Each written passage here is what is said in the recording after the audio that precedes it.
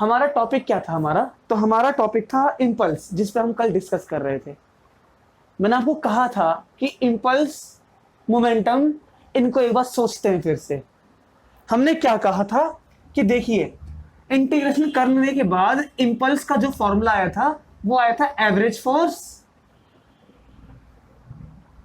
Into में small time.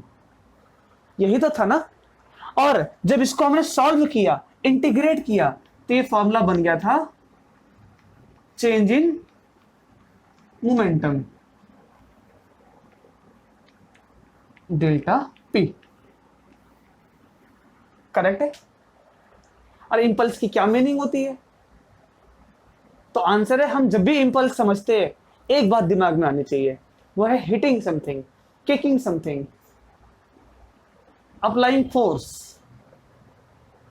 ये impulse होना चाहिए। क्या था इसकी एप्लीकेशन? हमने डिस्कस किया था कि अगर हमें फोर्स निकालनी हो तो वो क्या आ जाएगा? इंपल्स अपॉन में टाइम, एवरेज फोर्स। अगर ये टाइम पीरियड बहुत छोटा है तो ये फोर्स कैसी हो जाएगी? बहुत लार्ज। और जब किसी दो क्वांटिटी की बात करो, उनके कंपैरिजन की, तो तीसरी ऑटोमेटिक क्या बन जाएगी? कांस्टेंट। इसकी और इसकी बात करो तो वो कांस्टेंट। अब होता क्या है, प्रैक्टिकली सोचते हैं इस बारे में।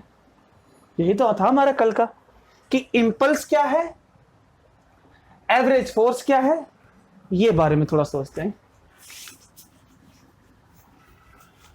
इंपल्स और फोर्स के बारे में। क्यों? तो आंसर है कि जब भी कोई स्टूडेंट पढ़ता है ना, तो इंपल्स को और फोर्स को लेके कंफ्यूज रहता है। हमारे न्यूमेरिकल बनते हैं कि इंपल्स कैलकुलेट करिए, फोर्स कैलकुलेट करिए, तो जो इंपल्स मानते हैं उसी को फोर्स मान के कैलकुलेट करते हैं।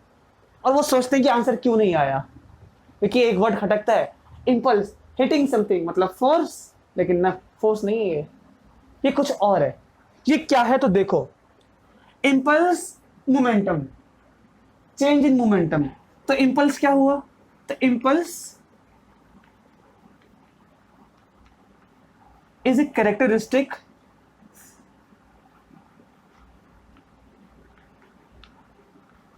Of momentum.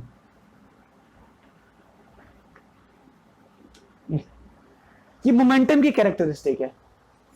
और फोर्स क्या होती है? तो हम जानते हैं, फोर्स इज ए पुश और पुल। ये फोर्स होती है। अब वर्डिंग समझ गए तो एक एग्जांपल देखो। ये देखो, अगर कोई बॉल ये ग्राउंड पे आती है, ठीक, ये ग्राउंड पे आएगी, इसको हिट करेगी। हमने ये डिस्कस किया कि यहां देखो कि जो बॉल के पास है उसके पास मास m है, और वो ग्राउंड पर v वेलोसिटी से नीचे की तरफ आती है, उसके पास एक मोमेंटम है।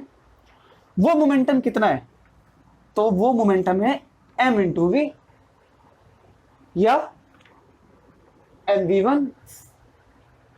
बॉल टकराती है, टकराने के बाद वापस ऊपर जाती है, अब उसकी वेलोसिटी v1 से v2 हो गई। जब उसकी वेलोसिटी v1 से v2 हुई, तब बताओ क्या हुआ?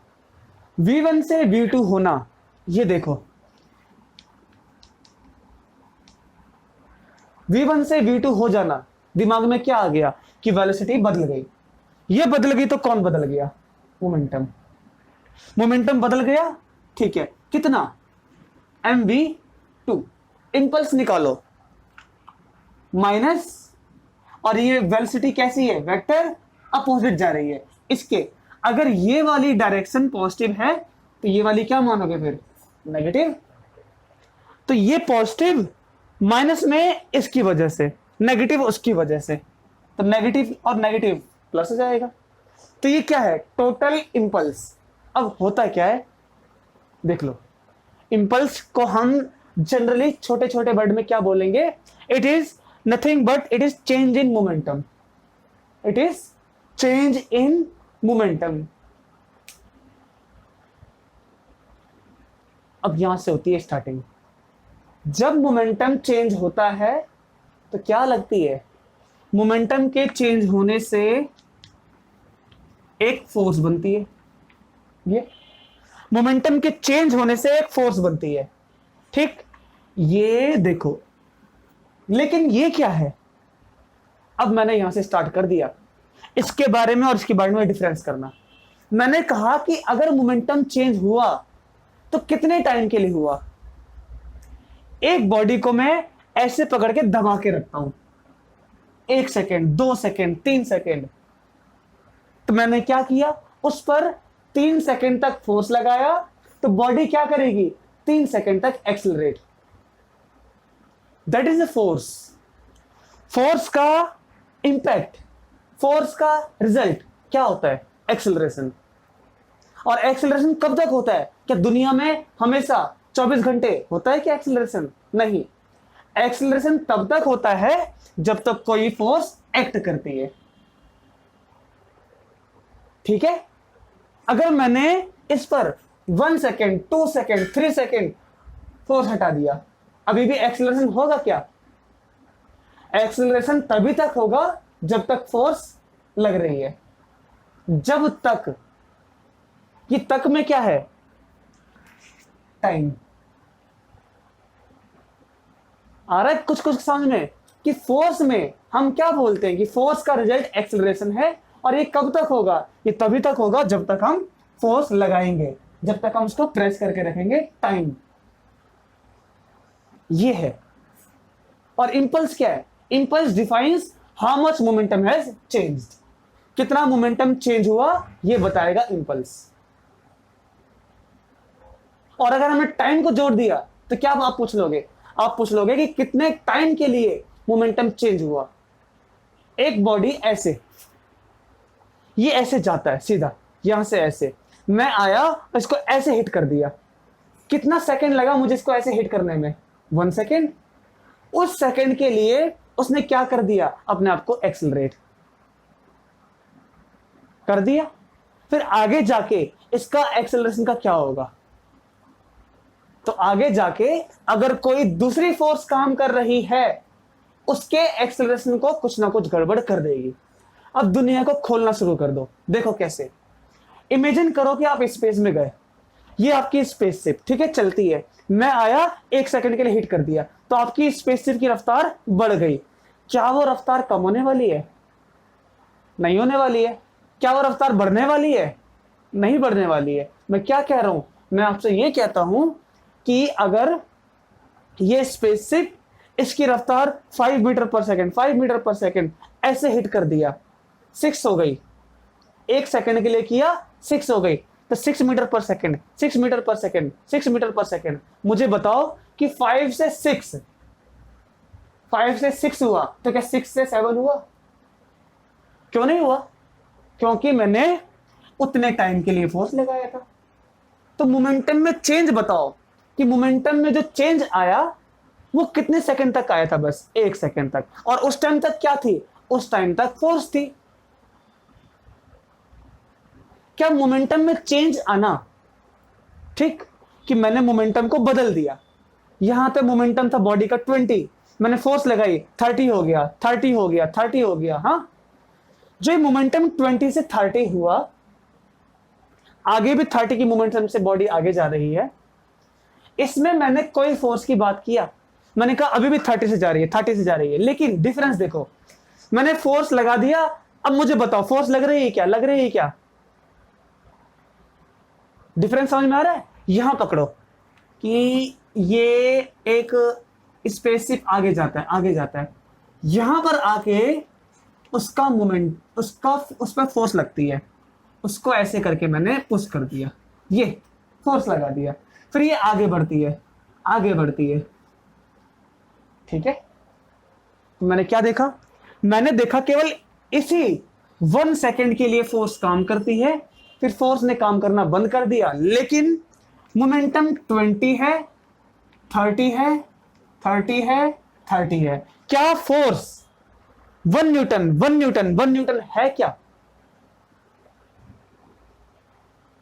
फोर्स 1 न्यूटन कहां पर है? जहां पर मैंने इसको अप्लाई किया, बस फोर्स वहीं पर है, लेकिन मोमेंटम कहां पर है? 20, 20, 20, 30, 30, 30, 30, ये।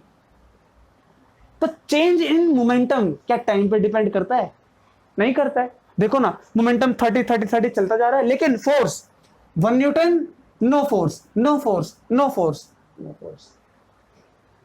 तो फोर्स को निकालने के लिए जरूरी क्या है? जरूरी है टाइम। और मोमेंटम में चेंज आप यहां से भी निकाल सकते हो, यहां से भी निकाल सकते हो, और यहां से भी। करेक्ट है ना? उसका टाइम पे कोई फर्क नहीं पड़ता। 20 से जा रहा है, 20 से जा रहा है, 1 घंटा हो गया, 30 से जा रहा है, 2 घंटे हो गए, 3 घंटे हो गए, 4 घंटे। 4 घंटे बाद भी मोमेंटम में चेंज कितना है? उतना ही है। मोमेंटम में चेंज उतना ही है जितना 3 घंटे में बाद पूछूंगा। मोमेंटम में चेंज, चेंज भी क्यों आया? क्योंकि उसको हमने फोर्स लगाया। ठीक, फोर्स लगाया तो चेंज आया।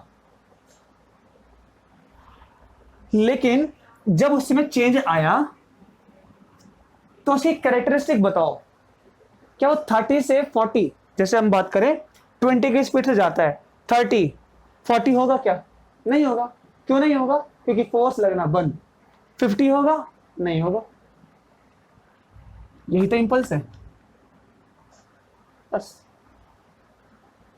इंपल्स यही है, यही बताता है कि it is a characteristic of momentum, कि मोमेंटम यहां कितना है? 30, यहां कितना है? 20।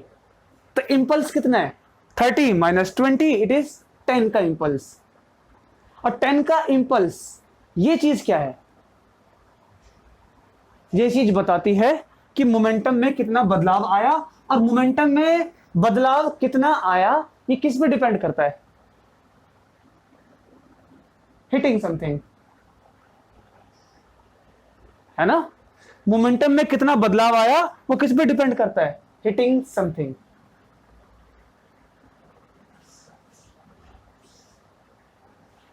ओके, तो मुझे अब बताओ एक बात, इंपल्स फोर्स है क्या?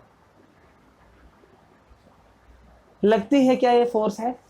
तो फोर्स तो हम अप्लाई करते हैं। क्या इंपल्स अप्लाई करते हैं? हम पूछते हैं इंपल्स क्या बताता है? इंपल्स बताता है कि आपने इसको हिट किया।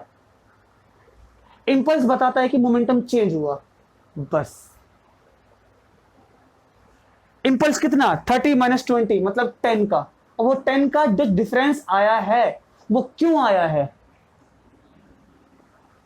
बस। तो इंपल्स ने यही बताया कि आपने कहीं ना कहीं कोई फोर्स लगाई है, तो जाके मोमेंटम में बदलाव आया है। और फोर्स क्या बताती है?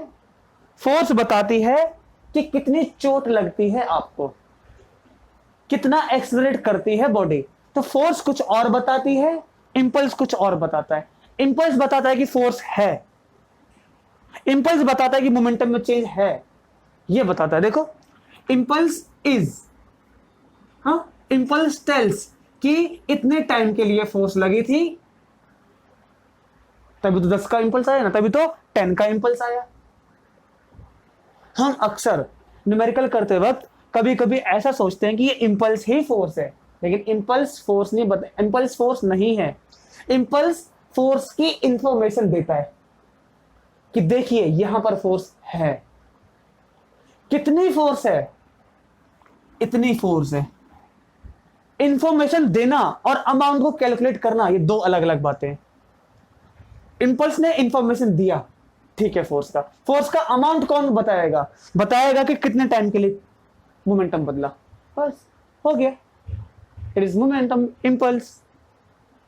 ठीक है, तो अब बताओ, क्या आप इंपल्स को या फिर ठीक है, इंपल्स जब आप कैलकुलेट करोगे तो क्या उसको फोर्स मानोगे? तो कैलकुलेशन को तो नहीं मान सकते, है ना? इंफॉर्मेशन और कैलकुलेशन दो अलग अलग चीज है। इंफॉर्मेशन देता है लेकिन कैलकुलेशन अलग चीज है कि कितना अमाउंट आया, वो इतने पीरियड के लिए इतना अमाउंट फोर्स का। ठीक, अच्छा, अब थोड़ा सा इसमें और देखते हैं। देखो, ये हो गया ना क्लियर? इंफॉर्मेशन और ये अमाउंट, ये दोनों कनेक्टेड है। मैं आपको पढ़ाऊंगा कि इलेक्ट्रॉन का इंपल्स इतना है, तो क्या समझ गए? बताओ, इंपल्स, इलेक्ट्रॉन का इंपल्स इतना, तो मतलब कि इम्पल्स, इलेक्ट्रॉन का इम्पल्स मतलब इलेक्ट्रॉन ने कहीं दूसरे इलेक्ट्रॉन पर फोर्स लगाई है, ये इंफॉर्मेशन मिल गई। इलेक्ट्रॉन का इम्पल्स कि दौड़ने की रफ्तार इतनी है, इलेक्ट्रॉन के इम्पल्स की रफ्तार इतनी है, तो क्या समझ गए कि एक इलेक्ट्रॉन से दूसरे इलेक्ट्रॉन पर जो फोर्स लगी उसकी रफ्तार कितनी है। लेकिन शर्त क्या है, इंपल्स बोल दिया, इंफॉर्मेशन मिल गई कि एक इलेक्ट्रॉन से दूसरे इलेक्ट्रॉन पर फोर्स लगी है। मैं केवल क्या बोलूंगा, मैं बोलूंगा कि इलेक्ट्रॉन का इंपल्स इतना है, बस। और आपके दिमाग में क्या आ जाएगा, एक इलेक्ट्रॉन दूसरे इलेक्ट्रॉन पर फोर्स लगाएगा और लगाने के लिए जो एक टाइम लगेगा वो इतनी रफ्तार से उस इलेक्ट्रॉन पर फोर्स लगी है, इतनी रफ्तार से गई और फोर्स लग गई। तभी तो हमारे घरों में इलेक्ट्रिसिटी बड़ी तेज पहुंचती है इतनी दूर से, क्योंकि एक इलेक्ट्रॉन यहां से हिलता है, दूसरा इलेक्ट्रॉन ऑटोमेटिक हिल जाता है। इन दोनों के फोर्स का जो कांटेक्ट होगा वो टाइमिंग कितनी होगी,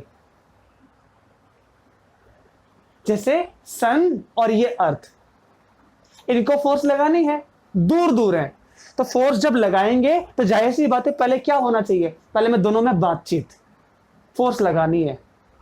यहां से सन हिलती है, अर्थ पर जो फोर्स लगनी है वो कितने बार में पहुंचेगी, वो इतनी देर बाद पहुंचेगी और अर्थ भी हिल जाएगी। इंपल्स ने केवल इंफॉर्मेशन दे कि फोर्स लग रही है, और दो बॉडी में जो फोर्स लगेगी उनके बीच में जो गैप होगा कितना होगा। हाँ, फोर्स लगने के लिए टाइम चाहिए ना, कि मैंने कहा आप जाके धक्का दो, अब धक्का दोगे टाइम तो लगेगा ना, बस। तो इंपल्स जस्ट ए इंफॉर्मेशन। अब मैं आपसे ये बात कहता हूं कि एक रॉकेट,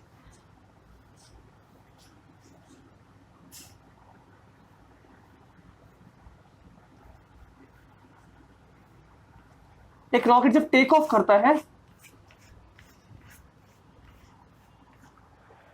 तो मैंने कहा कि जब रॉकेट टेक ऑफ करेगा तो रॉकेट को टेक ऑफ करने के लिए बड़ी तेजी से उड़ना पड़ेगा। इसका इंपल्स बहुत तेज होना चाहिए। इंपल्स तेज होना चाहिए मतलब कि एक सेकंड में या कितने भी सेकंड में फोर्स बहुत ज्यादा होने चाहिए। जरूर नहीं है वो एक सेकंड, लेकिन क्या शर्त है, इंपल्स है तो फोर्स कम टाइम में ज्यादा होने चाहिए, कम टाइम में ज्यादा फोर्स, इंपल्स ज्यादा है।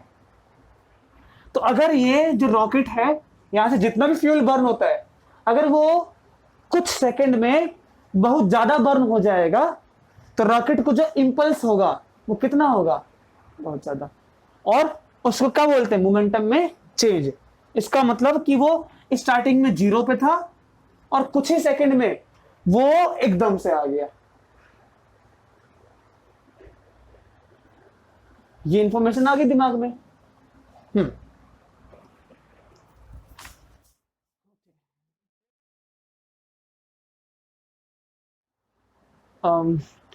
Third law of motion and law of conservation of momentum.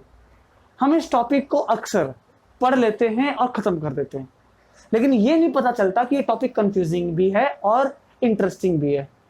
क्यों नहीं पता चलता, क्योंकि हम जानते ही नहीं है। अब जानते हैं हम ना, ऐसा एक काम करते हैं, देखो अगर हमने गन लिया और बुलेट लिया, एक एग्जांपल ये होता है कंजर्वेशन ऑफ मोमेंटम का। दूसरा रॉकेट और उसका फ्यूल जो पीछे से धुआं इजेक्ट होता है, लेटर।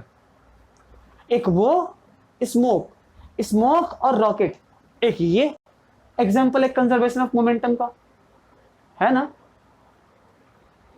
एक ये बहुत फेमस एग्जांपल है, इन पर थोड़ा डिस्कस करते हैं। तो it is only discussion, discussion है केवल।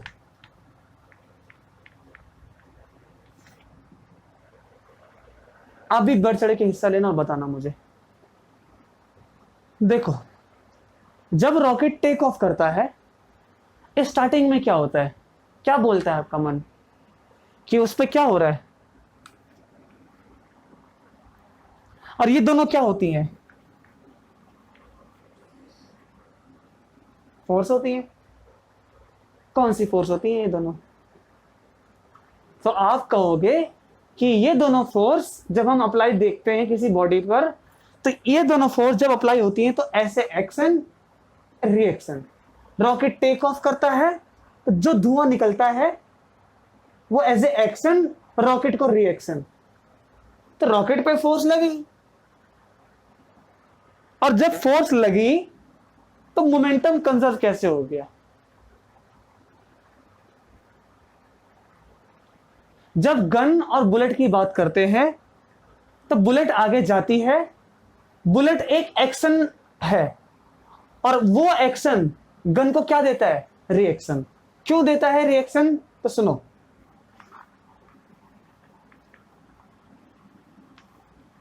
अगर मैं कभी भी किसी को फोर्स लगाऊं तो क्या मुझे फोर्स फील नहीं होती क्या? इसको मैं ऐसे पकड़ के दबाता हूं तो मेरे हाथ में ये मैं महसूस कर सकता हूं, मैं इसको दबाता हूं तो मैं इसको भी महसूस कर सकता हूं, फील कर सकता हूं। अभी फील कर पाऊंगा क्या? अभी फील कर पाऊंगा क्या? और अब फील कर पाऊंगा मैं। फील कब हुआ? जब वो बॉडी कांटेक्ट में आई, कांटेक्ट में आई ऐसे करके, तब जाके फील हुआ। और कांटेक्ट में आने के बाद ही ये दोनों काम करते हैं। कांटेक्ट में आया, ये दोनों काम करते हैं, तो मुझे एक फोर्स फील होती है। वो फीलिंग वाली फोर्स, उसको क्या बोलते हैं? रिएक्शन। रिएक्शन कैसी है? वो फील वाली फोर्स, अपरेंट फोर्स। तो अब बताओ, अगर मैं किसी को धक्का देता हूं तो क्या मुझे रिएक्शन नहीं मिलेगा? मिलता है। और जब किसी गन से बुलेट निकलती है तो क्या बुलेट बिना फोर्स लगाए निकल जाएगी? नहीं, उस पर फोर्स लगेगी। फोर्स लगेगी मतलब एक्शन तो जरूर होगा, और एक्शन होगा तो बुलेट का क्या मिलेगा? गन को रिएक्शन।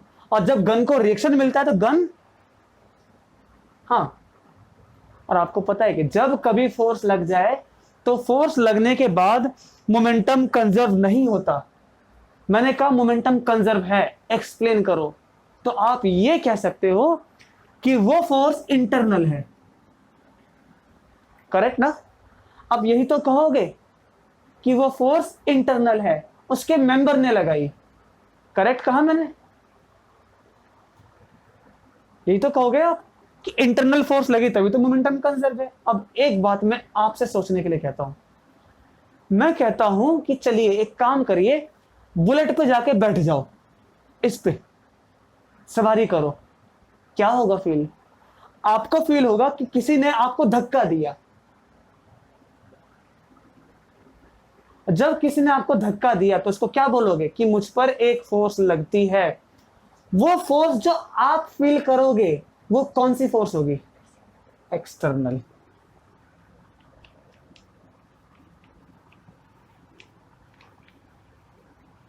एग्जैक्टली। अगर बुलेट से पूछो कि कौन सी फोर्स लगी तो वो क्या बताएगी? कि मेरे को तो एक्सटर्नल फोर्स लगी। ऐसे रॉकेट, रॉकेट के सरफेस पर आप बैठे हो, ऐसे बैठे, और आपको ऐसा फील होगा कि जैसे कि आपको कोई फोर्स लगा लगा के ऊपर की तरफ धकेल रहा है। यही तो लगेगा ना? और जब आपको कोई फोर्स लगा के धकेलता है तब आप क्या बोलते हो? सिंपल, मेरे सामने एक आदमी खड़ा है, उसको मैंने धक्का दे दिया, कौन सी फोर्स है वो? एक्सटर्नल। रॉकेट पे आप जाके बैठे हो तो क्या फील होगा? कि आपको कोई धकेलता है, तो एक्सटर्नल फोर्स है। इंटरनल होगी तो क्या होगा? Momentum conserve. और अभी हमने बात किया कि रॉकेट पे आप बैठे हो तो आपको वो फोर्स एक्सटर्नल लग रही है। गन पर आप बैठे हो, बुलेट पर, और बुलेट पर बैठे हो तो आपको बुलेट ऐसे जा रही है, क्या हो रहा होगा? ऐसा हो रहा होगा कि रॉकेट टेक ऑफ करता है, आप बोलोगे कि मुझ पर तो फोर्स लग रही है, फोर्स लगती जा रही है, लगती जा रही है, बढ़ती जा रही है फोर्स।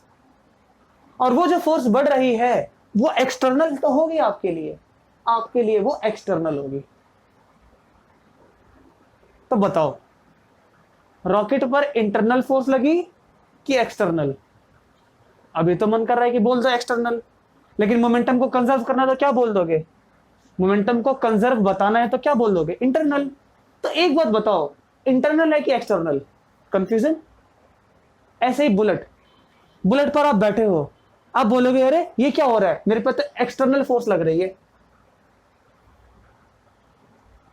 और फिर जब आप देखते हो इसको, तब सोचते हैं कि क्या करूं मैं, अब इसको इंटरनल बोल दो। लेकिन आप एक्सटर्नल को इंटरनल बोल दोगे क्या? तो एक्सटर्नल है कि इंटरनल है, फिर से कंफ्यूजन है ना। एग्जैक्टली कंफ्यूजन है, और यही कंफ्यूजन हम सब नहीं समझ पाते जब पढ़ते हैं तो, कि एक्सटर्नल है कि इंटरनल है। तो अब हमने इस कंफ्यूजन को दूर करने के लिए एक वर्ड लेकर आए। वो वर्ड आपने पहले भी पढ़ा है 3rd चैप्टर में, वो क्या है? हाँ एग्जैक्टली। अगर आप गन और बुलेट को बाहर से देखते हो तो वो आपके लिए कैसी है? इंटरनल, क्योंकि उस पर आपने जाके फोर्स नहीं लगाया। बुलेट पे बैठ जाते हो तो एक्सटर्नल, क्योंकि आपको धक्का दिया गया है। इसीलिए आप क्या समझ गए कि मोमेंटम को कंजर्व करना है। फिर से, conservation of momentum is a frame dependent quantity. Depend करता है कि आप किस फ्रेम से देखते हो, बुलेट वाले फ्रेम से कि ग्राउंड वाले फ्रेम से। ग्राउंड वाले फ्रेम से देखोगे तो मोमेंटम कैसा है? कंजर्व। बुलेट पे बैठ के देखोगे तो क्या लगेगा? कंजर्व नहीं है। कैरम बोर्ड खेलते हैं, मानो कि क्वीन वाली गोटी आप हो, आपको ऐसे स्ट्राइकर ने आया धक्का दे दिया, तो क्या बोलोगे? एक्सटर्नल। उस सिस्टम के बाहर आ जाते हो, फ्रेम बदल देते हो और बोलते हो कि अब देखो ये सारा कुछ कैरम बोर्ड है, इस पे धक्का लगाओ, जो लग रहा है वो इंटरनली हो रहा है। क्या स्ट्राइकर को मैं लेकर नहीं गया, या मैं स्ट्राइकर के पास नहीं गया, यही तो है कहानी।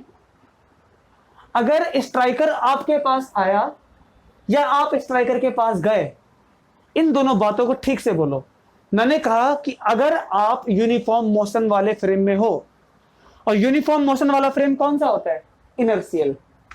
आपको कराया था ना मैंने कि यूनिफॉर्म मोशन वाला फ्रेम होता है इनर्शियल फ्रेम। और अगर आप क्वीन की गोटी पर बैठे हो, पूरा का पूरा इनर्शियल फ्रेम है, उस फ्रेम की बात करो, तो मैंने कहा कि देखो आप ये कैरम बोर्ड चाहे नाव में किसी बोट पे बैठ के खेलो, या किसी एरोप्लेन में खेलो, या अपने घर में खेलो, सब रिजल्ट एक जैसा आएगा। और जब फिजिक्स के लॉ इनर्शियल फ्रेम में एक जैसे होते हैं तो उसको क्या बोलते हैं? उसको बोलते हैं कि ये सब का सब यूनिफॉर्म मोशन वाला है, क्योंकि हम चल रहे हैं कि रुके हैं पता नहीं चलेगा। यही तो है ना। तो बताओ, अगर क्वीन की गोटी के पास स्ट्राइकर आया यूनिफॉर्म स्पीड से, तो क्वीन की गोटी क्या बोलेगी? स्ट्राइकर मेरे पास आता है, स्ट्राइकर यहीं पर है, क्वीन की गोटी यहां। क्वीन की गोटी पे जो बैठा है वो आगे जाता है, लेकिन क्या उसको अपना मोशन पता चलेगा? क्वीन की गोटी पर बैठने वाला कहेगा कि देखो मेरा यूनिफॉर्म मोशन है, जैसे आप यहां पर बैठे हो। क्वीन की गोटी पर बैठने वाले को ये नहीं लगेगा कि वो चल रहा है, उसको क्या लगेगा कि ये चीज के पास आ रही है। जैसे हमें लगता है कि ये मून ऐसे जा रहा है, सन ऐसे निकल के आ रही है, स्टार ऐसे ऐसे चलते हैं। वही कहानी है जो भी क्वीन वाली गोटी की है, हम चल रहे हैं पता नहीं चलेगा। तो मोमेंटम का कंजर्वेशन नंबर 1 फ्रेम डिपेंडेंट है, कि आप किस फ्रेम से देखते हो, पहली शर्त। दूसरा, कौन से फ्रेम में हो? इनर्शियल। कि आपको यह नहीं पता लग पाएगा कि आप गोटी के पास गए या गोटी आपके पास आई। आपको अपने आप से क्या लगेगा कि गोटी चल के आ रही है, स्ट्राइकर चल के आ रहा है। जैसे अर्थ, मानो कि अर्थ यहां से घूमती है, बीच में सन है, तो आपको क्या लगेगा? आप यहां बैठे हो तो आपको लगेगा कि सन आपके पास आ रहा है, लेकिन असल में हो क्या रहा है? आप चल रहे हो। क्या आपको अपना चलना पता चला? नहीं। तो यही तो होता है यूनिफॉर्म मोशन, इनर्शियल फ्रेम, जिसकी ब्यूटी हम पहले पढ़ चुके हैं। तो अब मुझे एक बात का आंसर दो कि कंजर्वेशन ऑफ मोमेंटम कैसी क्वांटिटी है? Frame dependent. एक्शन रिएक्शन दोनों के दोनों क्या है? फोर्स। तो अब इसको एक एक करके समेटते हैं।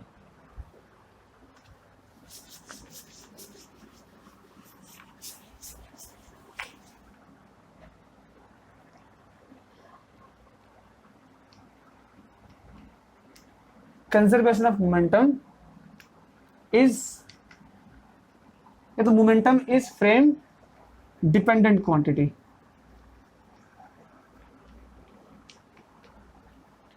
फ्रेम डिपेंडेंट क्वांटिटी, ठीक है। और कौन सा फ्रेम होना चाहिए? Inertial frame. That frame must be inertial frame. अब बताओ मुझे कि गन से बुलेट निकलती है, आप ग्राउंड पे खड़े हो, तो जो एक्शन हुआ रिएक्शन हुआ वो दोनों फोर्स कैसी है? इंटरनल। बुलेट पे बैठे हो तो कैसे लगेगी एक्शन रिएक्शन? रिएक्शन को पता ही नहीं चलेगा, आपको केवल एक्शन का पता चलेगा।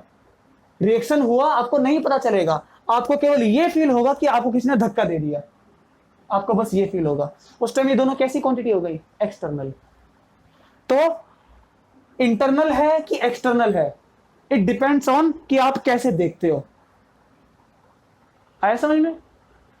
तो बताओ, रॉकेट टेक ऑफ करता है, आप ग्राउंड पे खड़े हो, एक्शन रिएक्शन हुआ, आपने कहा, तो एक्शन और रिएक्शन कैसी फोर्स है? इंटरनल की एक्सटर्नल? क्योंकि आप ग्राउंड पे खड़े हो तो इंटरनल है, ऊपर जाता है, ठीक। इंटरनल है तो सर्व क्या है, उसकी मोमेंटम कैसा रहेगा फिर? कंजर्व। और रॉकेट पे बैठे हो तो कैसी फोर्स है? एक्सटर्नल। बस यही समझना है आपको। तो अब एक बात का आंसर दो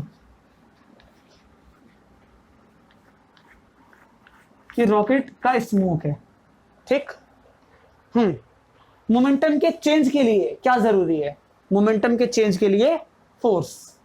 before taking of and after taking of momentum कैसा होना चाहिए? कंजर्व। किसका होना चाहिए कंजर्व? इस पूरे सिस्टम का। आप कहां खड़े हो? बाहर। तो आप बोलोगे कि ये देखिए, ये चीज अपोजिट जाती है पहले की पहले, जब ये फ्यूल नहीं बर्न हुआ, पहले फ्यूल बर्न नहीं हुआ, दोनों का मोमेंटम, दोनों की दोनों मास अलग अलग रहेंगे कि एक है? अगर ये उड़ता है दोनों एक साथ उड़ेंगे कि अलग अलग? तो आंसर है कि आप दूर से बोलोगे दोनों एक साथ उड़ेंगे, दोनों का मास एक ऐड हो जाएगा और वेलोसिटी एक होगी। ये दोनों चलते हैं क्या? नहीं चलते, तो मोमेंटम कितना है? 0, ठीक है। टेक ऑफ करता है, जैसे ही उड़ता है तो आप कहते हो कि ये देखो कि यहां से इतना मास जल गया, इसकी जो निकलने की रफ्तार है धुएं की वो v1 है। रॉकेट उड़ता है, उसका कुछ मास है और उसकी कुछ वेलोसिटी है रॉकेट के उड़ने की। अब बताओ, आप बाहर खड़े हो तो आपके लिए एक्शन रिएक्शन हुआ ना? हुआ एक्शन रिएक्शन, उसके बाद ही तो क्या आएगा? मोमेंटम में चेंज। और ये मोमेंटम में चेंज कैसा होना चाहिए? ये मोमेंटम में चेंज, ठीक है, after taking off, before taking of, ये दोनों क्वांटिटी कैसी होनी चाहिए? सेम। अगर इक्वल है तो ये देखो mv2 इक्वल्स टू mv1, क्योंकि इक्वल रखेंगे तो क्या होगा, मैं यहां दिखाता हूं आपको। तो आपको थर्ड लॉ ऑफ मोशन से कंजर्वेशन ऑफ मोमेंटम करना आया रिलेट। मोमेंटम के चेंज के लिए एक्शन रिएक्शन जरूरी है और वो इंटरनल है जब आप बाहर खड़े हो, ठीक है।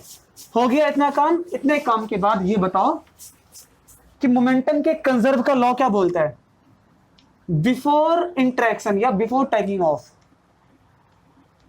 Before taking off equals to after taking off. Before कितना था? 0। आफ्टर कितना था? आफ्टर था mv2, ये जा रहा है माइनस में,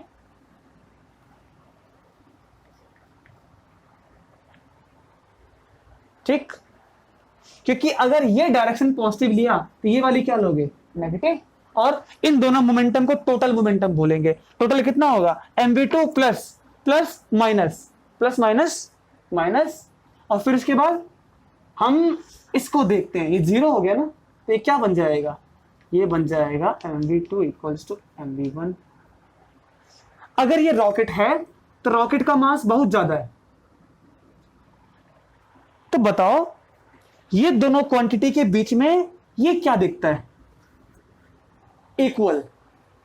इक्वल हो कैसे सकता है?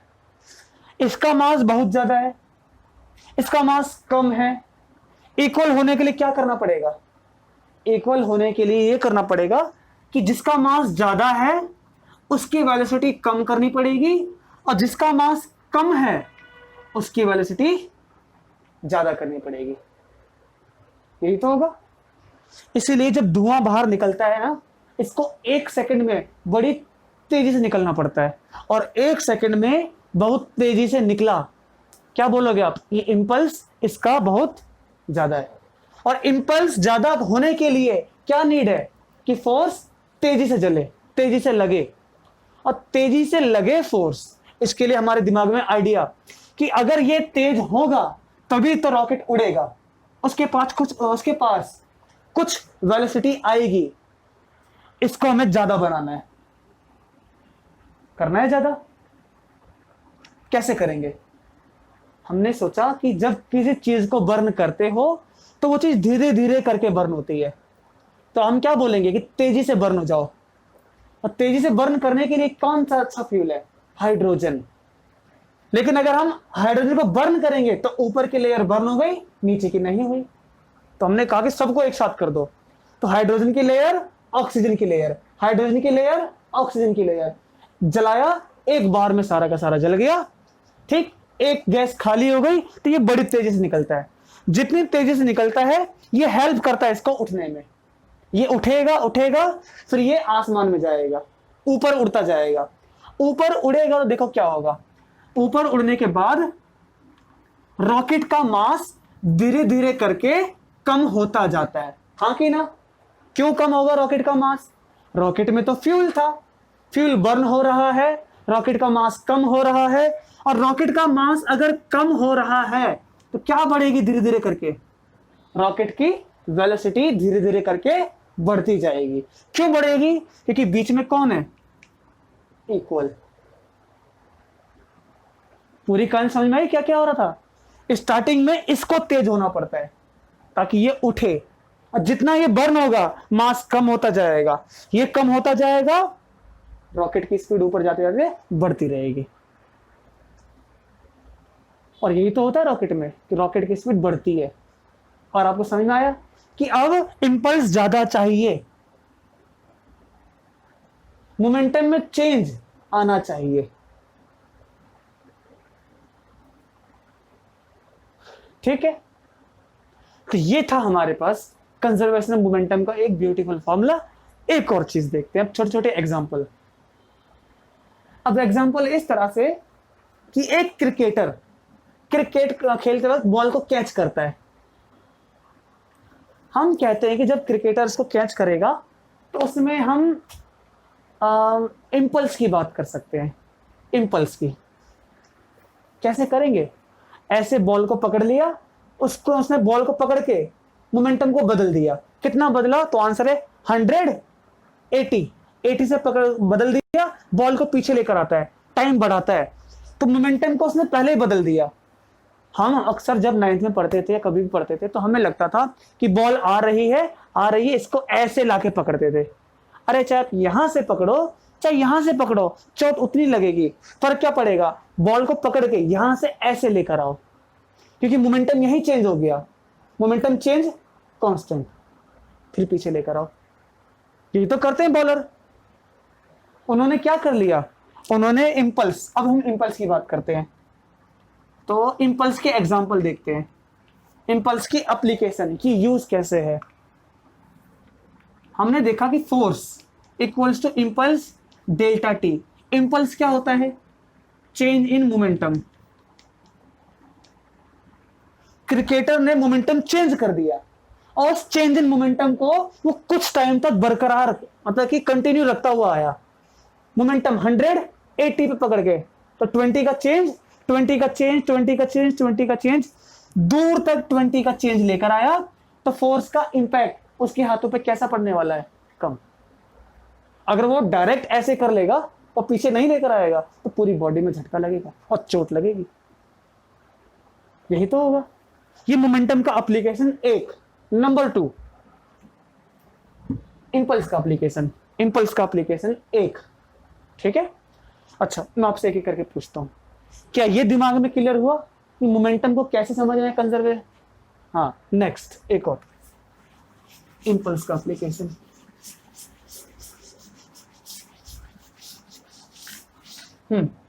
तो नंबर 1 ये क्या हुआ, क्रिकेट बॉल को कैच करते वक्त क्रिकेट खेलने में आता है।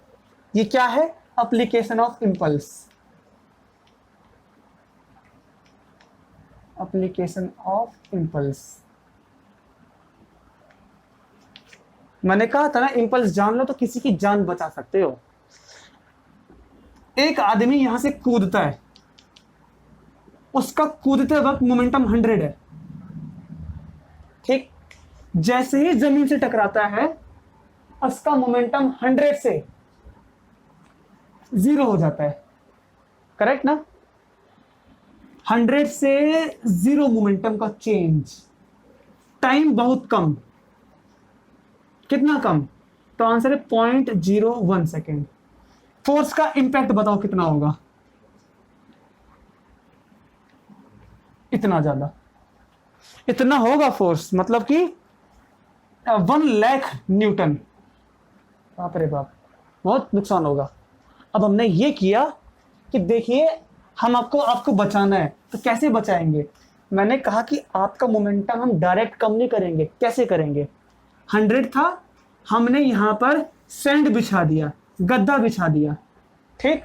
100 यहां पर आके 80, 70, 60, 40, 0। जब वो टकराया मोमेंटम कितना हुआ, 100 माइनस में 80, करेक्ट। अब उसको हम यहां से कैरी करते हुए आए, ये आते हैं आते हैं आते हैं, टाइम बहुत ज्यादा खींच दिया, टाइम लगा दिया हमने 5 सेकेंड। बताओ अब तो फोर्स कम होगी ना, केवल 4 न्यूटन की, चोट नहीं लगी। देखो यहां पर मोमेंटम जब टकराएगा तो एक कहीं ना कहीं मोमेंटम चेंज होगा। आपको पता है कि जैसे ही बॉडी टकराएगी मोमेंटम चेंज कितना, हमने कहा 0 नहीं हुआ। क्यों नहीं हुआ 0, क्योंकि यहां पर आके वो रुकता नहीं है। अगर यहीं पर रुक जाता मोमेंटम 0, लेकिन यहां रुका क्या, यहां नहीं रुकता है। तो इंपल्स कब आया, जब वो टकराया। इसी वाले चेंज को हमने यहीं से कंटिन्यू करते करते कम पे आ गए, ठीक। एक और, तो ये कौन सा है, किसी पर्सन को बचा सकते हैं कैसे, टाइम को इंक्रीज करके। सैंड का एग्जांपल मानते हैं इसे, सैंड का एग्जांपल, या टाइम को इंक्रीज करके इंपल्स, चोट कम लगे, इंपैक्ट ऑफ फोर्स को डिक्रीज करते हैं। डिक्रीज इंपैक्ट ऑफ फोर्स, दोनों केस में इंपैक्ट ऑफ फोर्स। और कैसे काम करता है, तो हम बाइक पे बैठते हैं, बाइक चलती है, हम उछल जाते हैं, जैसे ही उछले फटक से आके दोबारा सीट पे आ गए। जब सीट पे वापस आएंगे, ऐसे उछल के गए, सीट पे वापस आए, ऐसे गए, हमारा मोमेंटम हो गया 80, और 80 से आए यहां टकराए, मोमेंटम 0।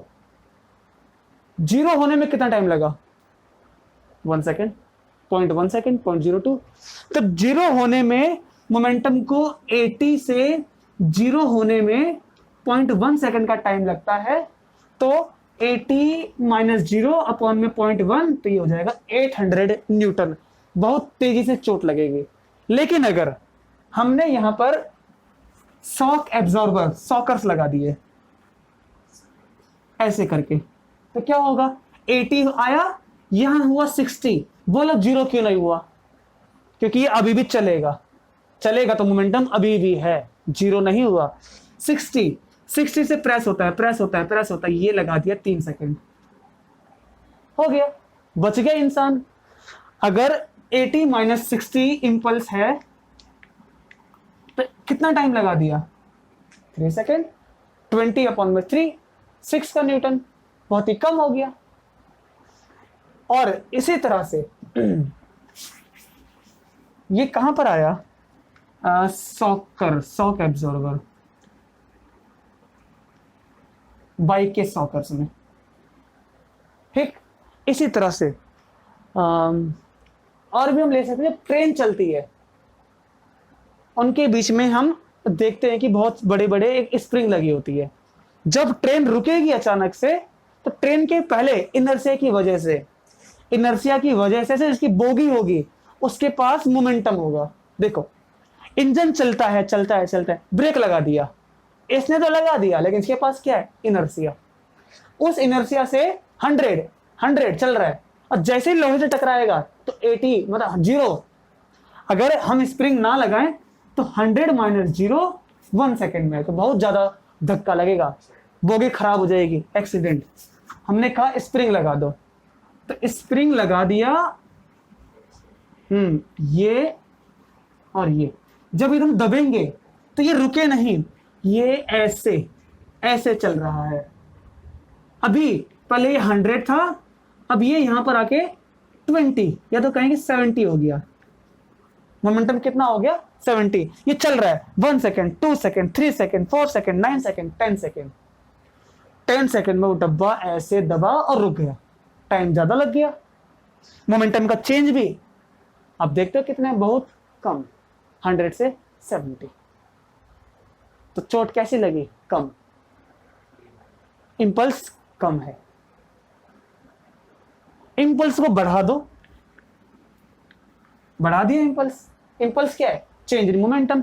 इसीलिए हम कभी कभी ये भी कह देते हैं कि इंपल्स देखो बहुत ज्यादा है, चोट लग गई, इंपल्स बहुत ज्यादा है। क्यों ज्यादा है? क्योंकि हमने ऐसा कर दिया, चेंज इन मोमेंटम बढ़ा दिया, टाइम को नहीं देखा। अब टाइम को देखो, मैंने कहा 10 सेकेंड और 10 का न्यूटन। मैंने कहा कि एक काम करिए, टाइम इतना ज्यादा लगेगा कि या नहीं लगेगा, क्योंकि टाइम हमारे हाथ में नहीं है। टाइम हमारे हाथ में कब है? जब स्प्रिंग को हम अपने आप से बनाते हैं बहुत बड़ा। लेकिन अगर इनको हमने पास में बना दिया, इसके पास था मोमेंटम 100 का, और जैसे ये आया 100 से 90 80 पे जाके खत्म, बस 80 पे जाके खत्म। तो 20 का इंपल्स कितना टाइम लगा? 0.1 सेकेंड। अब कैसा हो गया ये? अब आप बोलोगे कि ये तो हो जाएगा 200 न्यूटन, है ना। हमने इंपल्स चेंज इन मोमेंटम देखो 20 है।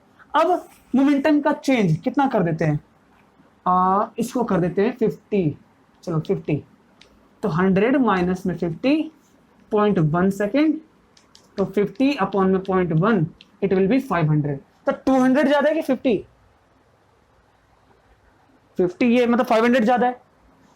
200 ज्यादा है कि 500? 500। ये कब आया? जब इंपल्स का चेंज कैसा है? चेंज इसमें बहुत ज्यादा है, 100 से 50 का डिफरेंस आ गया। एक में डिफरेंस है केवल इतना सा, 20 का डिफरेंस, 20 का डिफरेंस, 50 का डिफरेंस। तो 20 के डिफरेंस में 200, इसके डिफरेंस में 500। इंपल्स का डिफरेंस कम है, चोट कम लगी। ज्यादा डिफरेंस है, चोट ज्यादा लगी। ऐसे भी कभी कभी कह देते हैं, लेकिन टाइम दोनों में सेम लिया। इंपल्स एक इंफॉर्मेशन, करेक्ट है। और कभी कभी इंपल्स को हम फोर्स के साथ जोड़ देते हैं। क्यों जोड़ते हैं पता चल रहा है आपको? क्योंकि टाइम दोनों केस में सेम लिया।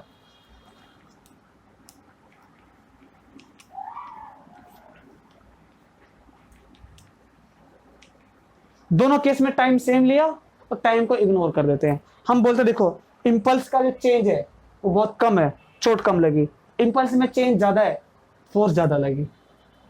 अगर टाइम सेम है, अगर टाइम अलग अलग हो गया तो तब कंपेयर नहीं कर पाओगे। तब आप ये नहीं बोलोगे कि इंपल्स ज्यादा है तो चोट ज्यादा लगी, इंपल्स कम है तो चोट कम लगी। अगर टाइम अलग अलग आ गया, ये और ये, तब हम फोर्स को इंपल्स के साथ रिलेट नहीं कर पाएंगे। टाइम एक जैसा है तो ये कह सकते हैं कि इंपल्स ज्यादा, फोर्स ज्यादा। फिर से रिपीट करता हूं मैंने कहा कि अगर टाइम एक जैसा है तो इंपल्स ज्यादा, फोर्स ज्यादा। इंपल्स कम, फोर्स कम। लेकिन अगर टाइम अलग अलग है तब आप ये नहीं कहोगे ये फोर्स ज्यादा, इंपल्स ज्यादा, तब ये नहीं कहोगे आप। तब हमें कंपेयर करना पड़ेगा। कैलकुलेट करके। आया दिमाग में? ओके, अब मुझे एक बात का आंसर दो। तो जो लोग कहते हैं कि इंपल्स ज्यादा फोर्स भी ज्यादा, वो किस बेसिस पे कहते हैं? टाइम के बेस पर। अगर टाइम सेम है तब वो कंपेयर कर लेंगे, टाइम अलग अलग हुआ तो कंपैरिजन नहीं होगा। That's it. ठीक है? ओके, अब बताओ, एक आप न्यूमेरिकल करोगे अभी, उस न्यूमेरिकल में इंपल्स और फोर्स की कैलकुलेशन सेम है। क्यों सेम होगी? टाइम सेम है दोनों में, कंपैरिजन। बस इतना पकड़ लो, आपके बहुत काम आएगा ये बात। और इंपल्स की कैलकुलेशन अलग, फोर्स की कैलकुलेशन अलग, तो टाइम का मैटर करता है, टाइम फर्क देगा। तो हम इसको यहां फिनिश करते हैं, कुछ न्यूमेरिकल करते हैं। ओके।